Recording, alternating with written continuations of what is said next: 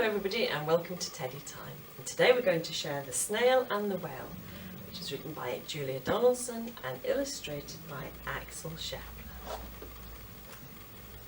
This is a tale of a tiny snail and a great big grey-blue humpback whale. And this is the rock as black as soot, and this is a snail with an itchy foot. The sea snail slithered all over the rock and gazed at the sea and the ships in the dock. And as she gazed, she sniffed and sighed. "The sea is deep and the world is wide. How I long to sail," said the tiny snail. These are the other snails in the flock, who all stuck tight to the smooth black rock, and said to the snail with the itchy foot, "Be quiet, don't wriggle, sit still, stay put." But the tiny sea snail sighed and sniffed, then cried, "I've got it, I'll hitch a lift."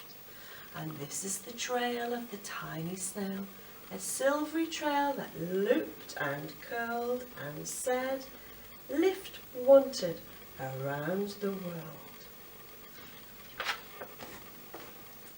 And this is the whale who came one night when the tide was high and the stars were bright, a humpback whale immensely long, who sang to the snail a wonderful song of shimmering ice and coral caves and shooting stars and enormous waves.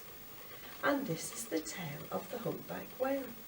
He held it out of the starlit sea, and he said to the snail, "Come sail with me." And this is the sea so wild and free that carried the whale and the snail on his tail to towering icebergs and far-off lands, fiery mountains and golden sands. These are the waves that arched and crashed, that foamed and frolicked and sprayed and splashed, the tiny snail on the tail of the whale. And these are the caves beneath the waves, where stripy fish with feathery fins and sharks with hideous toothy grins swam around the whale and the snail on his tail. This is the sky so vast and high, sometimes sunny and blue and warm, sometimes filled with a thunderstorm, with zigzag lightning flashing and frightening the tiny snail on the tail of the whale. And she gazed at the sky, the sea, the land, the waves and the caves and the golden sand. She gazed and gazed, amazed by it all, and she said to the whale, "I feel so small." But then came the day the whale lost his way. These are the speedboats running a race, zigging and zooming all over the place, upsetting the whale with their ear-splitting roar, making him swim too close to the shore. And this is the tide slipping away. And this is the whale lying beached in a bay. "Quick, off the sand, back to the sea," cried the snail.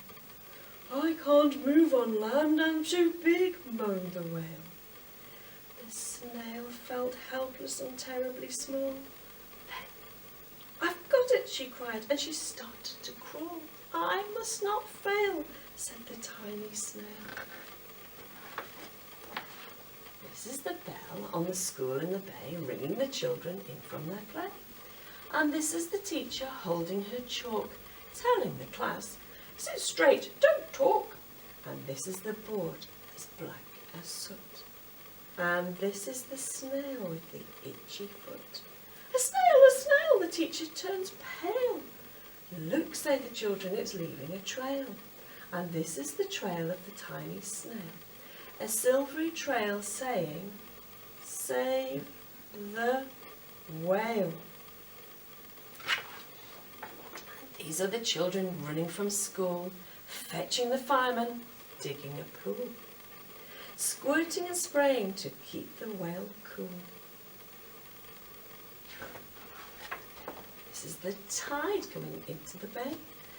And these are the villagers shouting, "Hooray!" as the whale and the snail travel safely away. Back to the dog and the flock on the rock, who said, "How time's flown, haven't you grown?" And the whale and the snail told their wonderful tale of shimmering ice and coral caves and shooting stars and enormous waves, and of how the snail, so small and frail,